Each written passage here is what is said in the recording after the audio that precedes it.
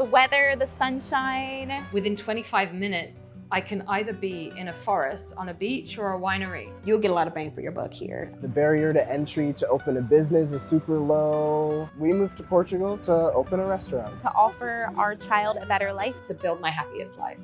Everyone you just heard from moved to Portugal during the pandemic. They're part of a wave of expats and digital nomads, many of whom are millennials, settling here in search of a better life. The number of foreign citizens living in Portugal is at an all-time high, making up about 7% of the population in 2021.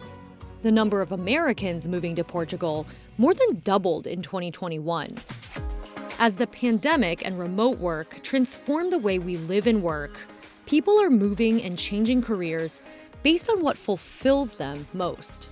I have a whole company now. I transitioned from working in academia to full-time freelance writing. Previously, it seemed like Portugal was the destination to retire, and now it seems like it's a cool destination to just like start over. I've talked to dozens of people who moved to Portugal in the last few years. They talk about Portugal with this sense of renewal and hope, like they can finally live the life they always envisioned, one that was unattainable for them where they came from.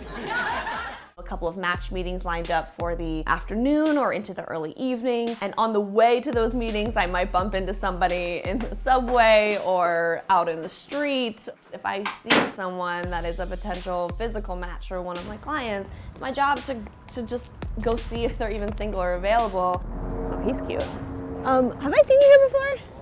I've watched you several times and I'm like, he is crazy cute and he's so good at what he does. And anyway, oh my God.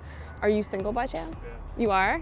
Oh my God. I set up people for a living. If you're single, I would love to set you up with one of my clients. Like, you're exactly her type. I've chased someone down the street before. I can't keep up with, I can't.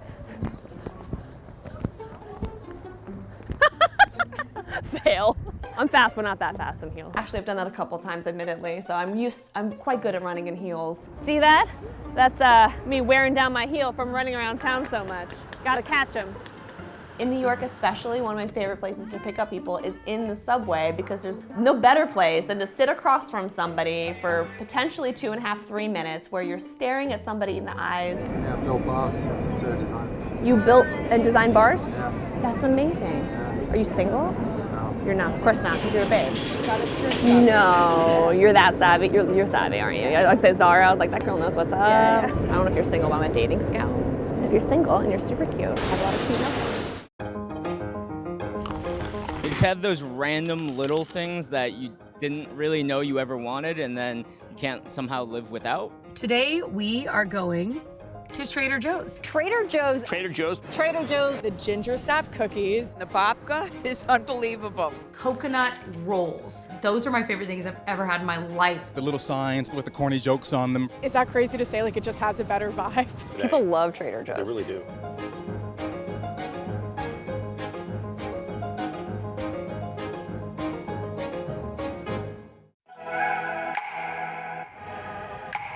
I quit my job in 2022 and explored 18 countries across South America and Asia in 18 months.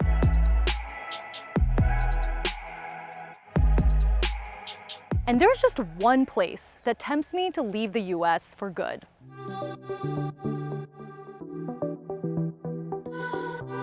Bali, Indonesia. For 4 months, I lived here like a zenned-out queen, on about $400 a week, a quarter of what the same lifestyle would cost me back home in Los Angeles, California.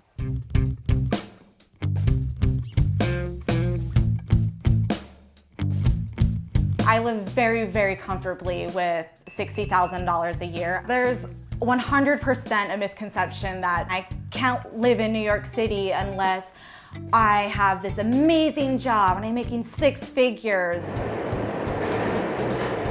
My name is Fallon. I'm 32 years old. I live in New York City and I make $60,000 a year. I work at Tony Donofrio's on the Upper East Side. Dance is my true passion in life, but serving pays the bills and it gets me to where I need to be. I moved from Salt Lake City to New York City because in Salt Lake there's only about 3 auditions a year, opposed to in New York City there's probably 3 auditions a day.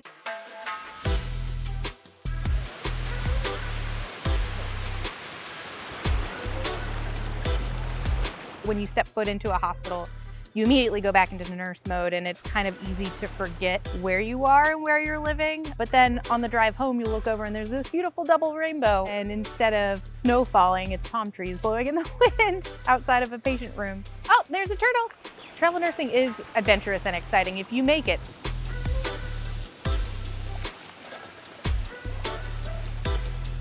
Right now I do have 3 recruiters, I think, that call me at least once a week.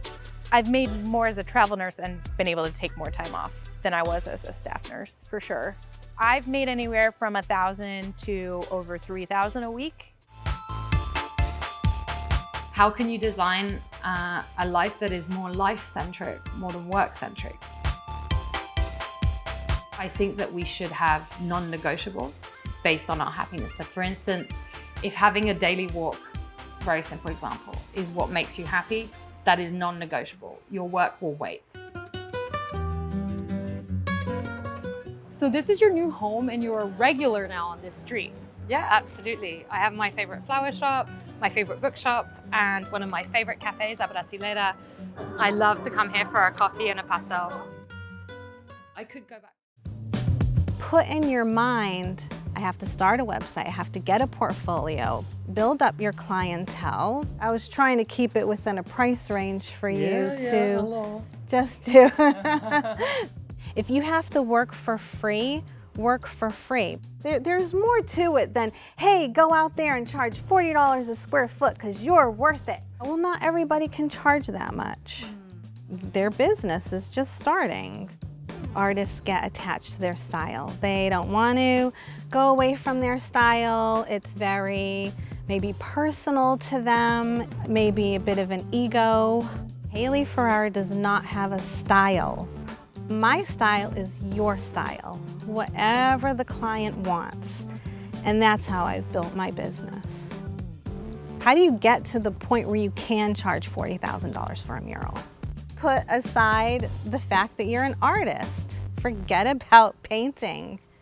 There are about 1 million Birkin bags in existence, according to one analyst estimate, and experts caution that as tastes and styles change, the value of those bags could plummet. Collectors rely on professional Birkin bag hunters like Jane Anger of Jane Finds to help manage their Birkin bag portfolios. Buying and selling Birkins is like playing the stock market. We really know where the market is going, what to buy and what not to buy, what to sell, what to go long on.